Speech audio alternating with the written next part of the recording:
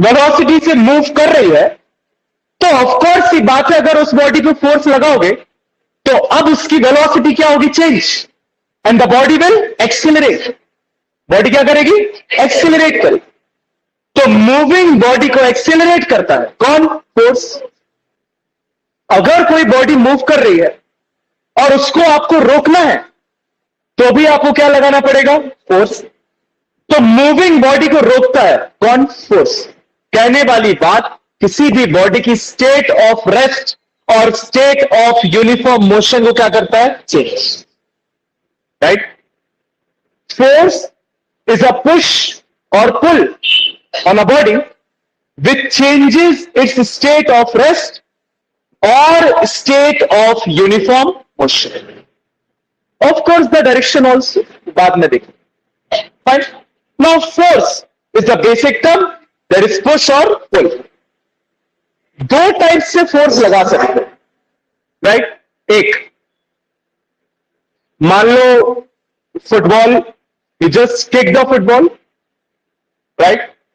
आपके पैर ने फुटबॉल के साथ कांटेक्ट किया, क्या किया? राइट? मतलब जब आप किसी बॉडी पे फोर्स लगा रहे हो, जिस भी बॉडी पे फोर्स लगा रहे हो, उस बॉडी के साथ कांटेक्ट में आ रहे हो। किसमें आ रहे हो? कांटेक्ट। राइट? जैसा कोई बच्चा था, यहां से वहां दौड़ते हुए जा रहा था, मैंने ऐसे पकड़ के ऐसा कर, आई ड्रैग द बॉय, राइट? तो मैंने उसके साथ क्या किया? कांटेक्ट, और उसके मोशन को क्या किया? रोक दिया। क्या किया? रोक दिया। राइट? इन दोनों केसेस में जिस बॉडी पर फोर्स लगाया जा रहा है, उस बॉडी के साथ कांटेक्ट में आया जा रहा है। किसमें आया जा रहा है? Contact. Number one. Number two, now see this marker. मैंने इस मार्कर को सिर्फ क्या किया? यहां से छोड़ा। कोई पुश लगाया क्या? कोई पुल लगाया क्या? अर्थ ने इस पे ग्रेविटेशनल पुल लगाया। क्या लगाया? Gravitational pull. मतलब अर्थ इस मार्कर पे फोर्स लगा रही है। अर्थ इस मार्कर के साथ कांटेक्ट में है क्या? नहीं। Still it is attracting the marker towards it. जो आपकी अर्थ है वो इस मार्कर के साथ कांटेक्ट में नहीं है। The surface of the earth is not in the contact with the marker. Still the surface of earth is attracting this marker, applying the force on the marker. तो force at a distance, पहला जो type था वो था contact forces. कैसे forces? दूसरा जो type है वो है फोर्स एट अ डिस्टेंस.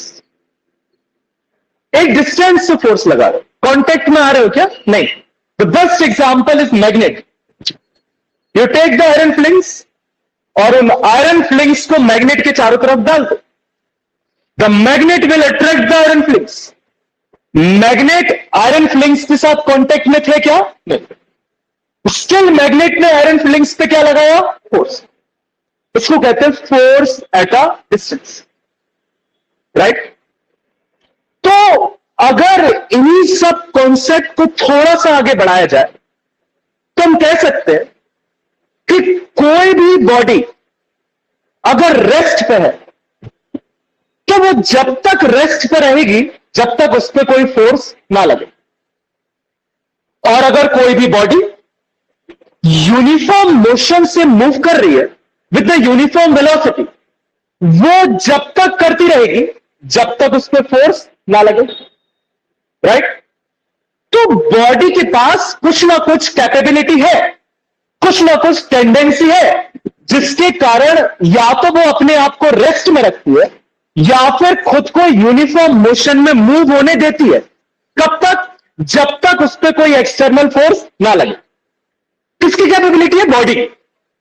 मेरी कैपेबिलिटी है, मैं जब तक चाहूं यहां पर रेस्ट पे बैठे रह सकता हूं जब तक मुझे आके कोई एक्सटर्नली क्या ना के धक्का ना दो. Right? So it is my tendency to be in rest और be in the state of motion until unless an external force is applied. इसी टेंडेंसी को बॉडी की क्या कहते हैं? Inertia. Inertia is the tendency of the body by virtue of which it will be in its state of uniform motion until unless an external force is applied. जब तक किसी body पे force ना लगाया जाए वो रेस्ट में रहेगी या वो यूनिफॉर्म वेलोसिटी से क्या करती रहेगी, ठीक। इस प्रॉपर्टी को क्या कहते हैं, inertia. Now in general case तुम्हारी फुटबॉल मूव कर रही थी यूनिफॉर्म वेलोसिटी से, एक टाइम के बाद तो रुक जाती है। आप और हम तो ये कह रहे हैं कि अगर कोई बॉडी यूनिफॉर्म वेलोसिटी से मूव करती रहे तो वो करती रहेगी। तो फुटबॉल अगर एक बार मूव होना चालू हुई और उस पर अगर कोई फोर्स नहीं लग रहा है तो उसको रुकना तो नहीं चाहिए, it should move with the uniform velocity. यही थी एरिस्टोटल की फैलेसी, मतलब एरिस्टोटल का भ्रम। एरिस्टोटल को लगता था कि कोई भी बॉडी यूनिफॉर्म वेलोसिटी से कॉन्टिन्यूअस मूव कर ही नहीं सकती, क्योंकि हमने फुटबॉल को लात मारी तो वो फुटबॉल यूनिफॉर्म वेलोसिटी से मूव होना चालू हुई बट वो रुक गई। एरिस्टोटल कहते हैं कि हम तो सही है, फुटबॉल रुक गई। तो ये सेंटेंस तो गलत हो जाएगा कि a body if it is moving with the uniform velocity it will continuously move with the uniform velocity. ये बात गलत होते हुए दिख रही है, रियल लाइफ में भी ये बात गलत होते हुए दिखती है। आप बहुत अच्छे से बोल देते हो Newton's first law state that if the body is at rest or moving with the uniform velocity until unless external forces कहां होती है, मूव यूनिफॉर्म वेलोसिटी से। हर बॉडी स्टॉप कर जाती है एक पर्टिकुलर टाइम के बाद। तो गैलीलियो कहते हैं एरिस्टोटल रुक जाओ, सवाल यह है कि फोर्स नहीं लगना चाहिए, तब तो वो यूनिफॉर्म वेलोसिटी से मूव करेगी। आपने जब फुटबॉल को किक किया तो वो फुटबॉल ग्राउंड के साथ कनेक्टिविटी में थी, राइट। ग्राउंड उस फुटबॉल पे अपोजिट डायरेक्शन में क्या लगा रहा था, फोर्स, जिस फोर्स का नाम हम सब जानते, फ्रिक्शन। क्या लगा रहा था, फ्रिक्शन। जो बात मैं बोल रहा हूं या जो बात न्यूटन बोल रहे हैं वो विदाउट एक्सटर्नल फोर्स की बात कर रहे हैं। आप जो फुटबॉल देख रहे हो मूव होते हुए, उस फुटबॉल में एक फोर्स लग रहा है डूड, अपोजिट डायरेक्शन में। कौन सा फोर्स लग रहा है, फोर्स ऑफ फ्रिक्शन। तो गैलीलियो कहते हैं कि अगर तुम उस फोर्स ऑफ फ्रिक्शन को नेग्लेक्ट कर दो, एक बार किसी फुटबॉल में लात मारो, वो फुटबॉल जिंदगी में ना रोके, जिंदगी में ना रोके। तो उस फुटबॉल को रोक कौन रहा है, external force, that is the force of friction. Galileo said, you should neglect that force of friction or air resistance. Air resistance is also a type of friction. तो गैलीलियो ने कहा कि नहीं नहीं, आपको ठीक है, आपको दिख रहा है कि फुटबॉल रुक रही है, ऐसा है नहीं। वो फुटबॉल इसीलिए रुक रही है क्योंकि इस फुटबॉल पर फोर्स लग रहा है अपोजिट डायरेक्शन। कौन सा, फ्रिक्शन। तो न्यूटन जो बात करते हैं वो बिना एक्सटर्नल फोर्स की बात करते हैं। तो अगर आपको सत्य जानना है तो आप इस फ्रिक्शनल फोर्स को क्या करिए, निगलेक्ट करिए, इस फोर्स को क्या करिए, इग्नोर करिए। ऐसा सरफेस लेके आइए जो फ्रिक्शनलेस है, उस पर अपनी फुटबॉल को किक करिए, आपकी फुटबॉल जिंदगी में ना रुके कभी, ठीक। तो ये थोड़ा सा बेसिक्स है जो आपको क्लास 10th या 9th में नहीं पता रहता है फोर्स के बारे में, कि a body should be in a state of rest or in a state of motion, uniform motion, until unless an external force is applied. Reality में इसीलिए देखने नहीं मिलता है क्योंकि रियलिटी में एक्सटर्नल फोर्स है, फोर्स ऑफ फ्रिक्शन, जिसको आप मिनिमाइज कर सकते हो, कंप्लीटली रिमूव कभी नहीं कर सकते। You can not completely remove the force of friction, कभी नहीं कर सकते। आपका फोर्स ऑफ फ्रिक्शन हमेशा रहेगा, एयर रेसिस्टेंस हमेशा रहेगा। Frictionless surface is not possible, is not possible. ये सिर्फ आपके ज्ञान के लिए था, इसका कोई चैप्टर से रिलेशन नहीं है, राइट। चैप्टर से रिलेशन है डेफिनेशन ऑफ इनर्शिया। इनर्शिया क्या है, मेरी tendency, the tendency of the body to be in a state of rest or in a state of uniform motion until unless an external forces is called inertia. Clear to everyone? Now, एक बात बताइए, लोग कहते हैं कि mass is the measure of inertia. Mass किसका measure है? Inertia. Body का जो मास है वो बॉडी की इनर्शिया को डिफाइन करता है. Anyone can explain how? इसका मतलब यह है कि अगर बॉडी का मास ज्यादा होगा तो उसका इनर्शिया ज्यादा होगा, और बॉडी का मास कम होगा तो उसका इनर्शिया कम होगा. Now how you can relate mass with the inertia? Anyone?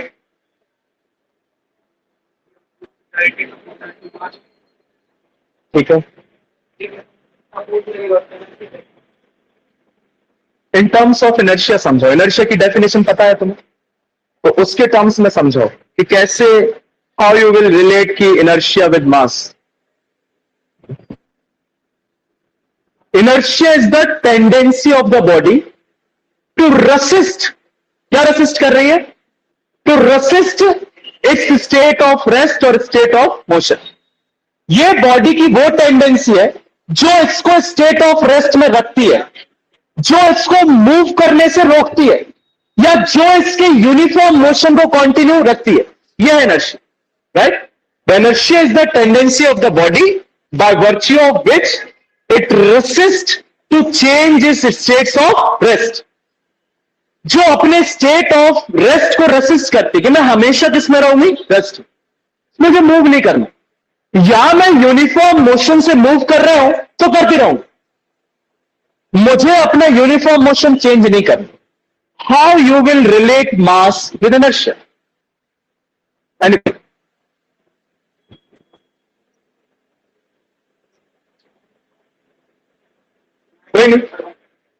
मान लो एक बॉडी है, कितने किलो की? एक बॉडी है, एक, दोनों बॉडी को हम खिसकाने की कोशिश कर रहे हैं, लगा रहे फोर्स अच्छी दम से. कौन सी बॉडी इजीली मूव कर जाएगी और कौन सी बॉडी मूव करने में टाइम लगाएगी? The tendency of the body to resist its state of rest is less. The tendency of the body to resist its state of rest is more. जिसका मास ज्यादा है वो अपने आप को ज्यादा देर तक मूव होने से रोक सकता है कि नहीं? जिसका मास कम है वो थोड़ी देर तक टॉलरेट कर पाएगा, उसके बाद वो क्या कर जाएगा? मूव. तो अपनी स्टेट ऑफ रेस्ट को कौन ज्यादा देर तक मेंटेन कर पा रहा है? जिसका मास ज्यादा है. और कौन अपने स्टेट ऑफ रेस्ट को जल्दी छोड़ रहा है? जिसका मास कम है. That's why mass is the measure of inertia. 100 kg body has more inertia because it resists more to change its state of rest. 10 kg body has a less inertia because it resists less to change its state of rest. तो mass is the measure of inertia. इसलिए कहते हैं आप दोनों पे same force लगाओ 10 Newton का. 10 Newton का फोर्स 10 किलो की बॉडी को फट से मूव कर देगा, 100 किलो की तो नहीं कर पाएगा. समझना? लिखिए लॉज ऑफ मोशन.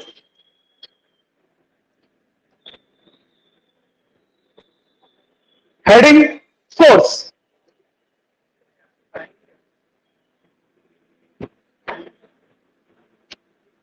हेडिंग डालिए force.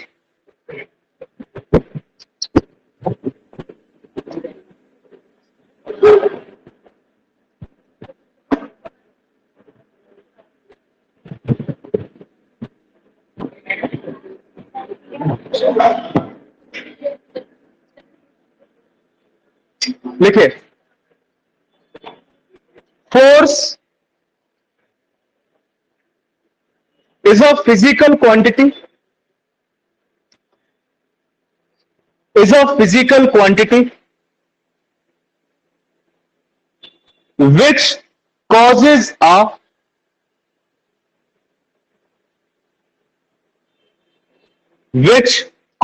a motion in a body.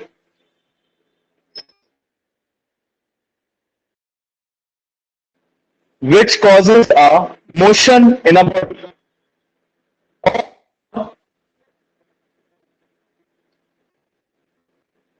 Which opposes the or which opposes the motion of a body.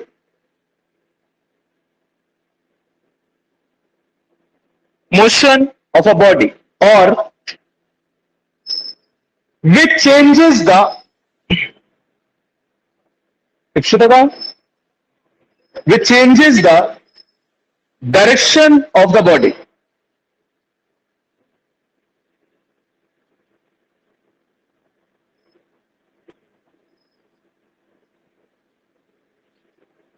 Full stop.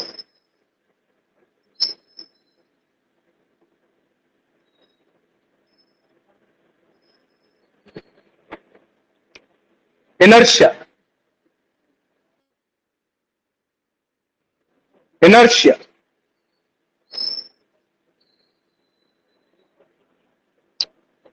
The tendency of the body, the tendency of the body to resist, RESIST, resist. Bracket में लिख लो oppose, oppose. Any change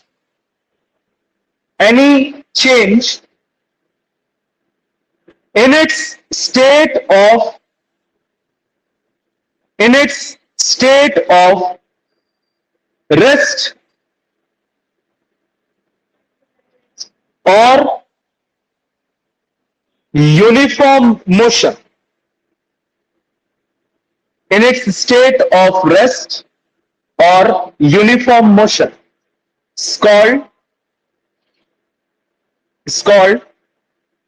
inertia of the body.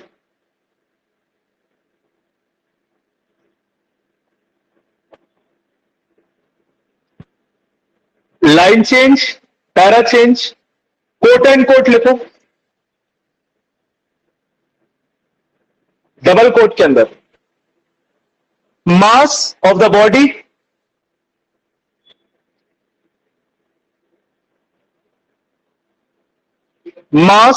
body is a measure of inertia.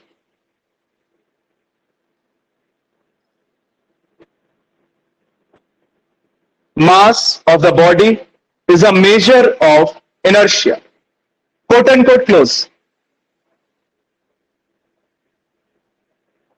Line change, I dot E.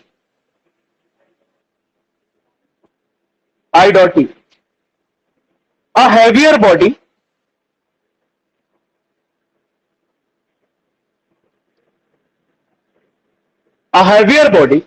resist the change in its state of rest. Resist the change in its state of rest more than the lighter body. More than the lighter body.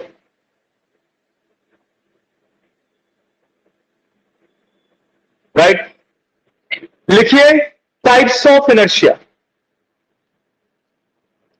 Types of inertia.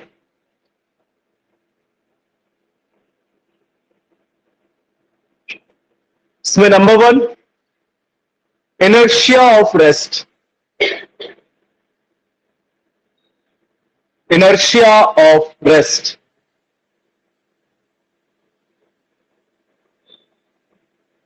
लिखिए, the tendency of a body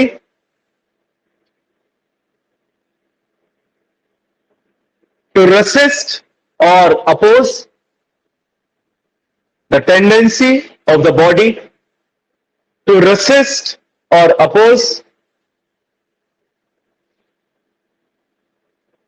the change in its state of rest, the change in its state of rest. Full stop. Line change. Example. Example. When a bus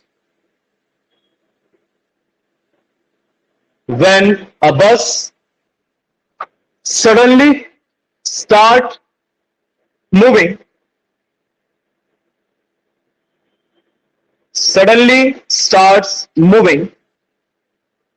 forward, comma, the passenger fall backward. The passenger fall backward because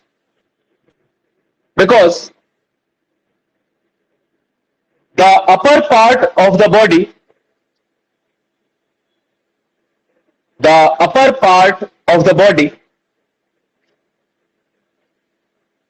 is still in inertia of rest. Still in inertia of,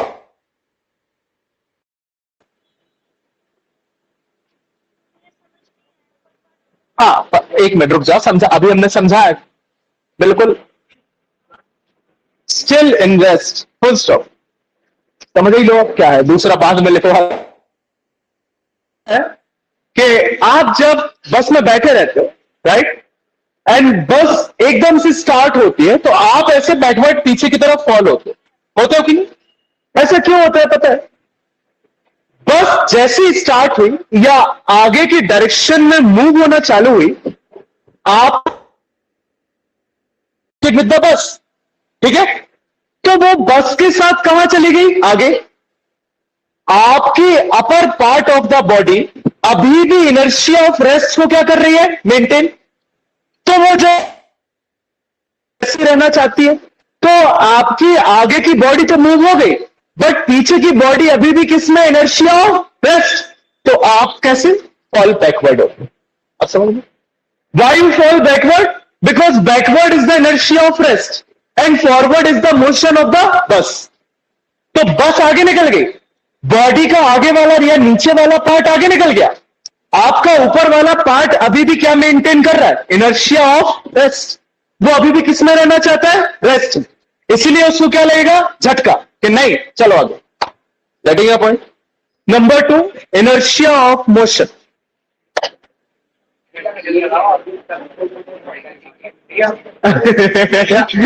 हाँ, क्योंकि तब थोड़ा बहुत होता है, फिर क्योंकि body का जो पोर्शन है वो ऊपर नीचे वाला कम बचता है, इसीलिए है तो तब भी ना।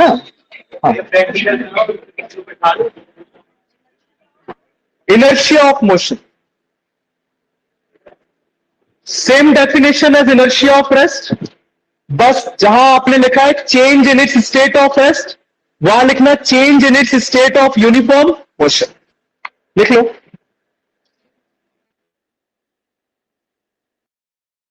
में जहां आपने लिखा है change in its state of rest, उसकी जगह लिख लेना change in its state of uniform motion. मतलब रेस्ट की जगह लिख लेना यूनिफॉर्म मोशन।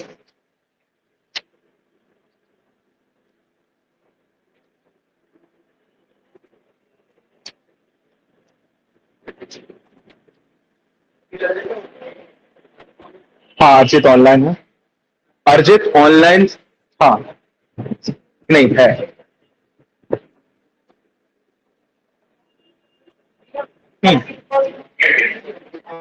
कल की रिकॉर्डिंग की नहीं होगी, फिर भूल गए होंगे, क्या पता।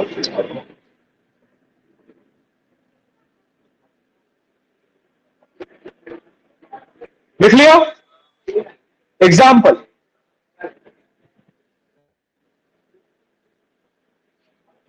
The passenger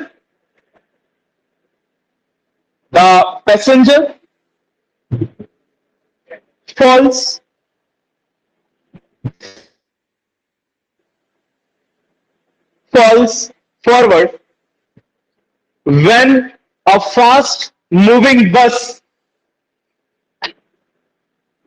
when a fast moving bus suddenly stops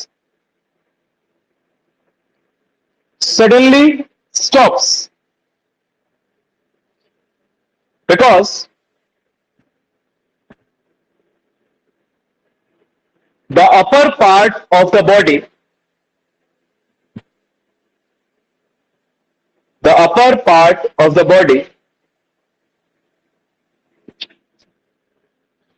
opposes the change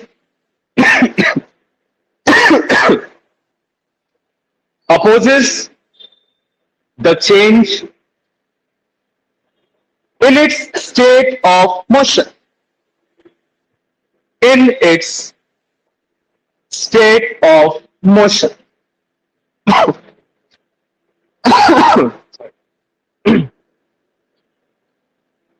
Full stop. इसका उल्टा, ठीक है। जैसे ही आपकी बस मोशन में थी तो आपकी बॉडी इनर्शिया ऑफ मोशन में थी। सडनली बस स्टॉप हुई तो नीचे वाला पोर्शन तो आगे इनर्शिया ऑफ रेस्ट में, ऊपर वाला पोर्शन अभी भी इनर्शिया ऑफ मोशन में, तो कहां की तरफ जाएगा? आगे की तरफ। देखते हो ना, जैसी बस सडनली स्टॉप होती है आपकी बॉडी हमेशा कहां जर्क लेती है? आगे को, बिकॉज बस स्टॉप हुई। Lower part of the body is in inertia of rest, but upper part of the body is still in the inertia of motion, right? So it will oppose the change in its motion. तो कहां को जाएगा? आगे को, क्योंकि motion कहां को था? आगे को, right? Number 3, inertia of direction. Inertia of direction. Direction.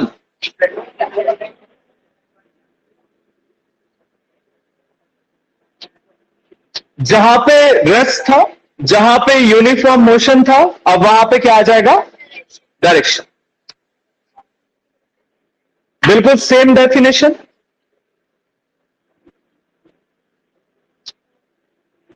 Same, जहां पे आपने रेस्ट लिखा है ना, यूनिफॉर्म मोशन लिखा है, वहीं पे आप क्या आ जाएगा? डायरेक्शन।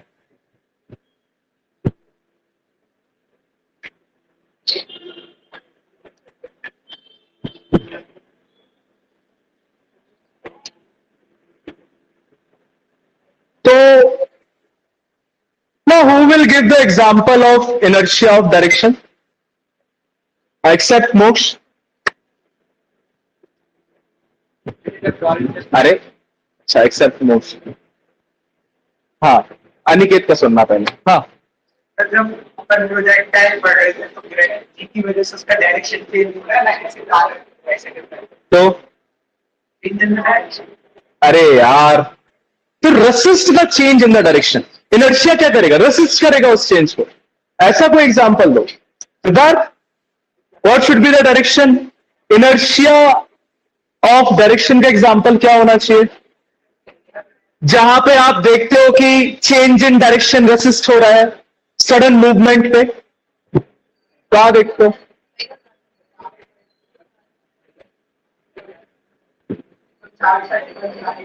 वो तो inertia of motion.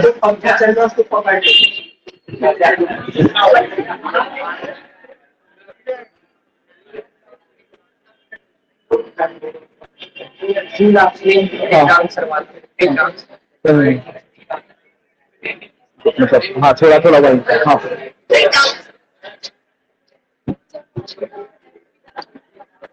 Excellent, perfect exam. हाँ पता है, हम वही दे रहे थे, हमने पहले ही प्रेडिक्ट कर लिया था।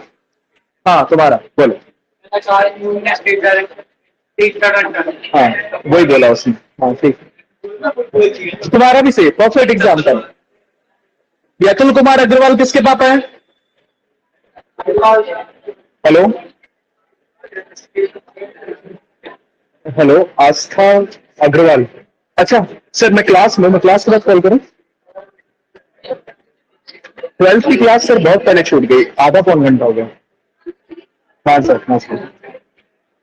हाँ हाँ हाँ।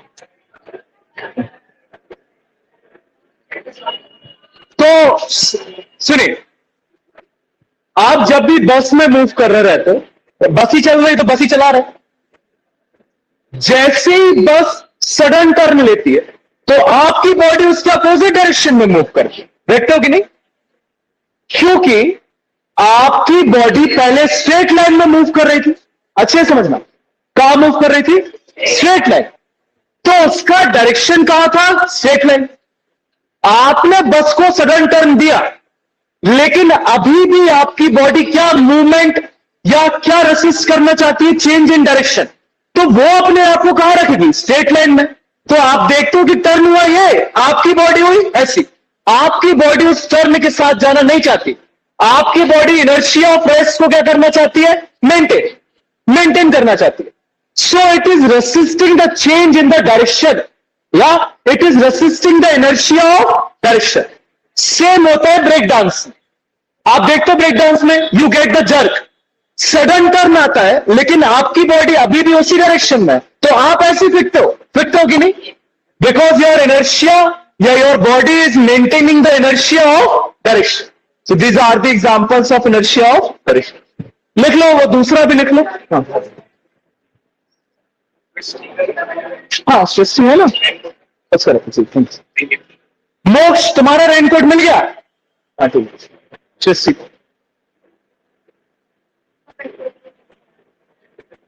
सब खरीद लो ना रेनकोट, मैं क्लास में सो इसी टाइम होती है बारिश। हाँ स्टेट ऑफ बारिश। एग्जाम्पल लिखवा दिया, लिखो एग्जाम्पल लिखो। बस, हाँ सुन रहे।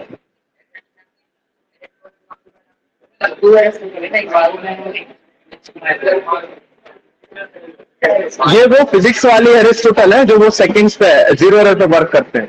अब इनका पूरा नाम तो हमें भी नहीं पता।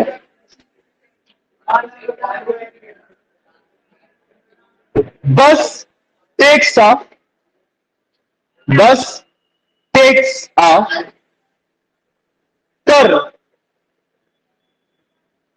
turn along the curved road. Bus takes a turn along the curved road, comma, the passenger experience force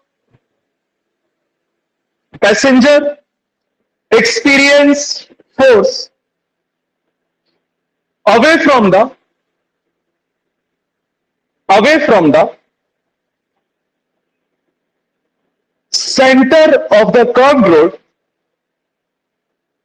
center of the curved road, because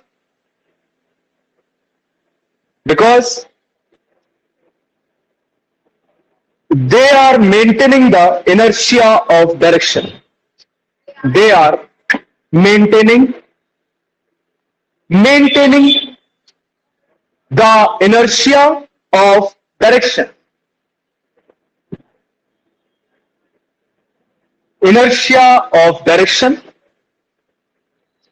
Along straight line.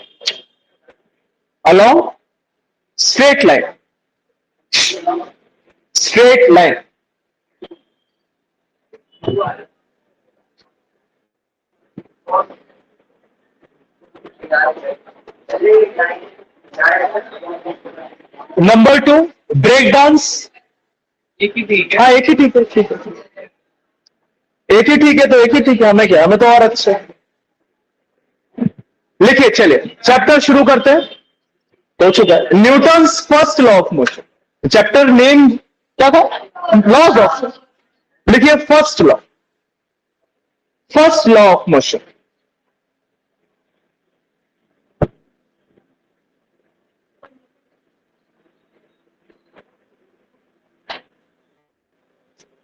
Every body,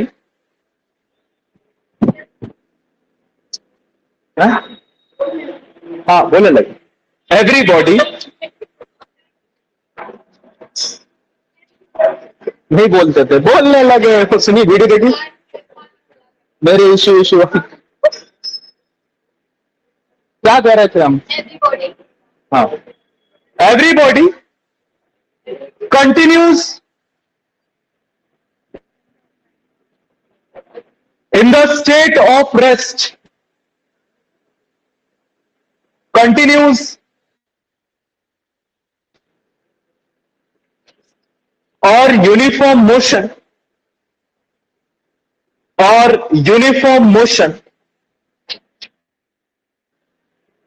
in a straight line,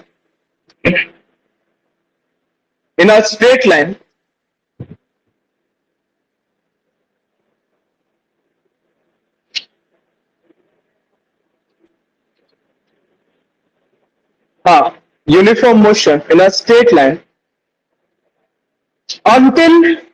unless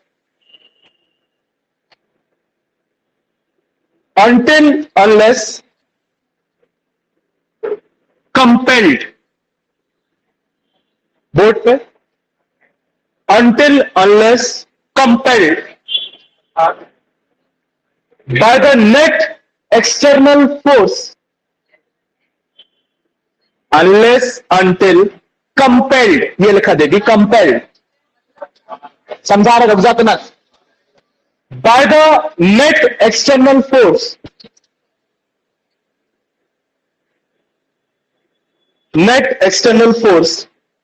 to change that state,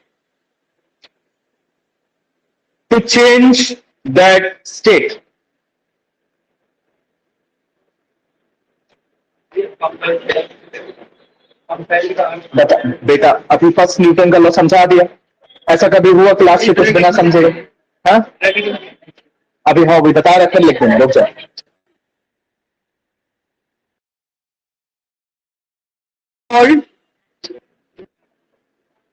This law is law of inertia.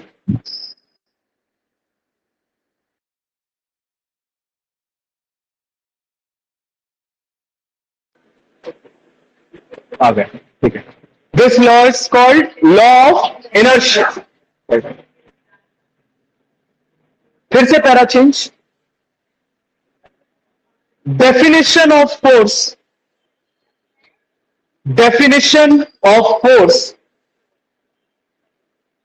comes from first law. Definition of force comes from first law. I dot E, that means जब भी I dot E मतलब, ठीक है, that means quote and quote, double quote के अंदर लिखो, force is something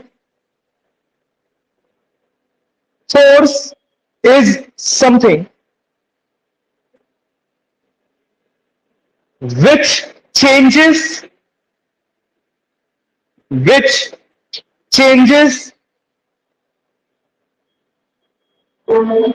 or tends to change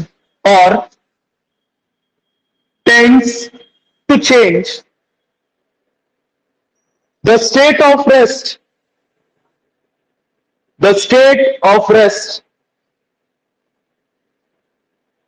or uniform motion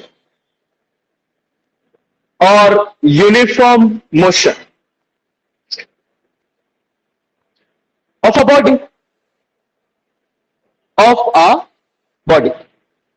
quote and quote close. Note लिखो, note note, NOTE, note.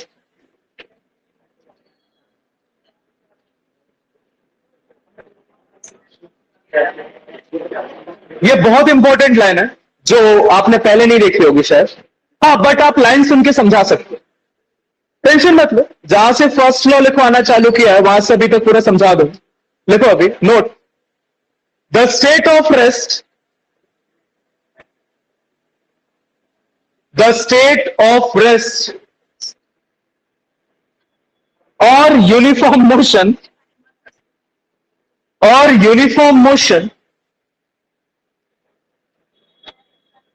cannot be changed. The state of rest or uniform motion cannot be changed even if a large number of forces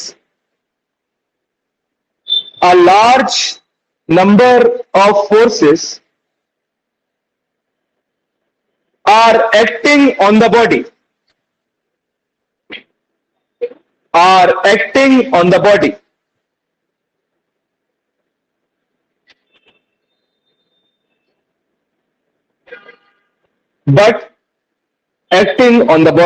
but the resultant of these forces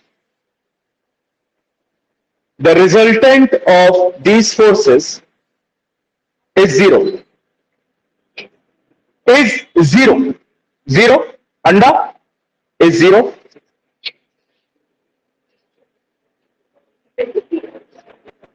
Now fine. Now first law has changed a little bit since last 2 years. थोड़ा सा first law में change आया है पिछले 2 सालों में। नहीं है, मतलब ये पहले से है, वो आपको 9वीं में ना दिखा के अभी दिखाया जाता है चेंज। वो ये कहता है कि मान लो आपकी बॉडी पे फोर्सेस लग रहे हैं, फिर भी जरूरी नहीं है कि बॉडी मूव करे। तो फर्स्ट लॉ जानते हो क्या कहता है? फर्स्ट लॉ कहता है कि a body will be in its state of rest or state of uniform motion until unless compelled by the net external force. Net. This word net has a particular importance, right? Until unless compelled का मतलब होता है लगाना, किसी भी body पर force लगना। Body force compel कर रही है मतलब बॉडी फोर्स एक्सपीरियंस कर रही है, राइट? तो कंपेल्ड वर्ड यहां पे इंपॉर्टेंट नहीं है, इंपॉर्टेंट कौन सा वर्ड है? नेट। मतलब जब तक बॉडी पे कुछ नेट एक्सटर्नल फोर्स ना लगे तब तक बॉडी स्टेट ऑफ रेस्ट पे रहेगी। इसके मतलब को समझो। देखो, मान लो this is a table in which a book is placed. ठीक, ये बुक नीचे के डायरेक्शन में टेबल पे एक फोर्स लगा रही है, mg, the weight of the book. Yes और नो? किसी भी बॉडी का वेट कहां रहता है? Downward, right? तो ये बुक टेबल पे नीचे के डायरेक्शन में क्या लगा रही है? फोर्स। कितना? mg। और इसका just equal and opposite reaction table किस पे लगा रही है? बुक पे। जितना फोर्स बुक टेबल पे लगाएगी उसका equal and opposite force table किस पे लगाएगी? बुक पे। न्यूटन का third law, every force is equal and opposite फलाना ढमका, बात की बात। ठीक, तो एक फोर्स इस पे ऑलरेडी ऊपर के डायरेक्शन में लग रहा है, एक इस डायरेक्शन, फिर भी आपकी बुक किस पे? रेस्ट। इस पे रेस्ट। मूव कर रही क्या? क्यों नहीं कर रही? बिकॉज नेट फोर्स लगना जो बुक पे है वो क्या है? जीरो। बुक पे जो नेट फोर्स लग रहा है वो कितना है? जीरो। एक फोर्स नीचे के डायरेक्शन में, उसका इक्वल एंड अपोजिट फोर्स ऊपर के डायरेक्शन में, तो नेट फोर्स कितना लग रहा है बुक पे? जीरो। अगर वेक्टर के फॉर्म में देखोगे तो ए वेक्टर माइनस बी वेक्टर, दोनों के magnitude same. What is the resultant vector? Zero. ऐसे नहीं समझना, कोई बात नहीं। मैंने इस बुक को यहां से F फोर्स से ढकेला और दूसरे हाथ से यहां से F फोर्स से ढकेला, बुक मूव करेगी? बुक किस पे रहेगी? रेस्ट। तो अब देखो, अगर न्यूटन का लॉ सिर्फ फोर्स की बात करता तो गलत हो जाता, क्योंकि फोर्स तो लग रहा है। फोर्स लगने के बाद भी आपकी बुक स्टेट ऑफ रेस्ट को क्या कर रही है? Maintain. So the concept is not about external force, the concept is about net external force. तो इस बुक पे लगने वाला नेट एक्सटर्नल फोर्स जीरो नहीं होगा तो यह बुक एक पर्टिकुलर डायरेक्शन में क्या कर जाएगी? मूव। लेकिन अगर इस बुक पे लगने वाला नेट एक्सटर्नल फोर्स जीरो होगा तो यह बुक अपने स्टेट ऑफ रेस्ट को क्या करेगी? मेंटेन। या स्टेट ऑफ यूनिफॉर्म मोशन को क्या करेगी? Maintain. This is Newton's first law. यह है न्यूटन का पहला लॉ कि नेट एक्सटर्नल फोर्स क्या हो? जीरो। तो वो स्टेट ऑफ रेस्ट पे है। यहां पे नेट एक्सटर्नल फोर्स क्या है? जीरो। इसलिए ये बुक स्टेट ऑफ रेस्ट पे है। अगर यहां से F लगाते और यहां से 2F, तो अब बुक का मोशन हो जाता है इस direction, because now your net external force is not, so the concept is all about net. Clear? यही लाइन आपने नोट में लिखी है। अब पढ़ो नोट की लाइन।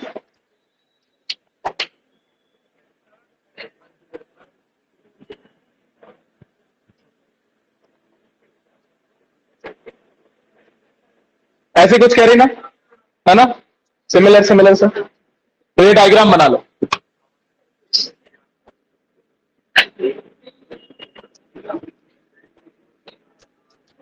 हाँ बोलो भैया। हाँ एफ की डायरेक्शन में बुक लगाएगी, 2F की डायरेक्शन में बुक लगाएगी। नहीं, बस थर्ड लॉ का भी आधा नॉलेज है तुम लोग को। Both the forces will not act on the same body, both the forces act on the different body. जो F एक बॉडी दूसरी बॉडी पे लगाती है उसका अपोजिट F दूसरी बॉडी पहली बॉडी पे लगाती है।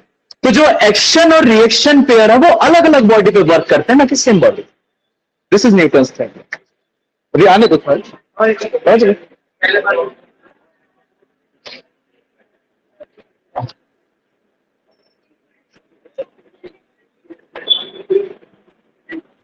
बुक की जगह टीवी से नहीं लग रही तो भाई कुछ नहीं लग रही है, तुम्हारी तो कुछ ही नहीं लग रही, ईंट तक नहीं लग रही है।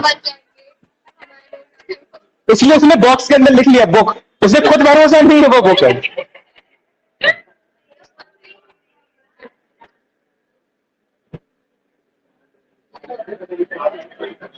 यहां पे लिख लेना F vector minus F vector is equal to 0।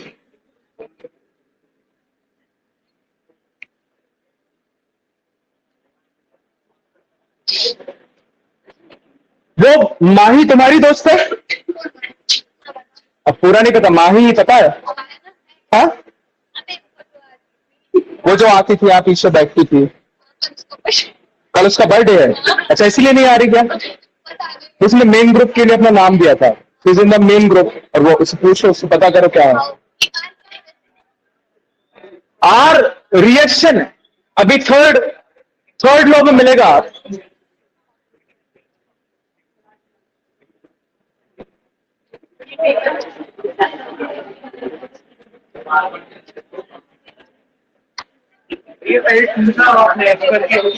हाँ अरे तो वो समझाने के लिए तो। हाँ बेटा, डाउट सुनो, तुम्हें कहीं ट्रांसफर होगा। हाँ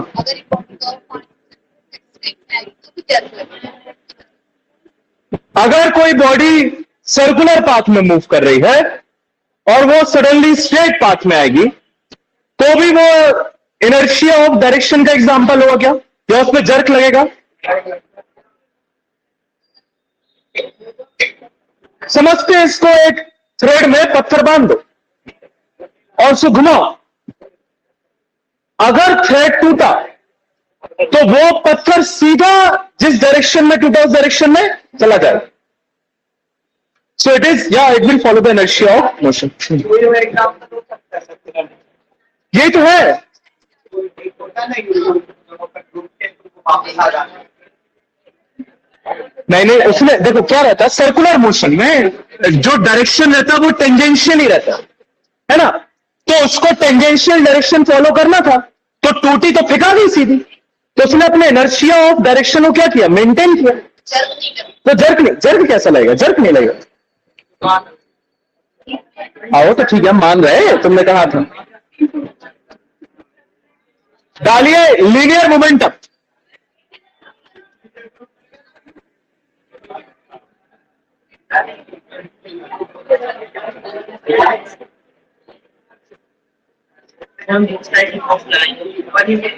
नहीं नहीं, वो उसका शेप चेंज होगा. उसका शेप चेंज हो रहा है, वो ऊपर नहीं हो रही, वो अभी अर्थ मतलब वो अभी डेस्क पे ही है, उसका शेप चेंज हो रहा है.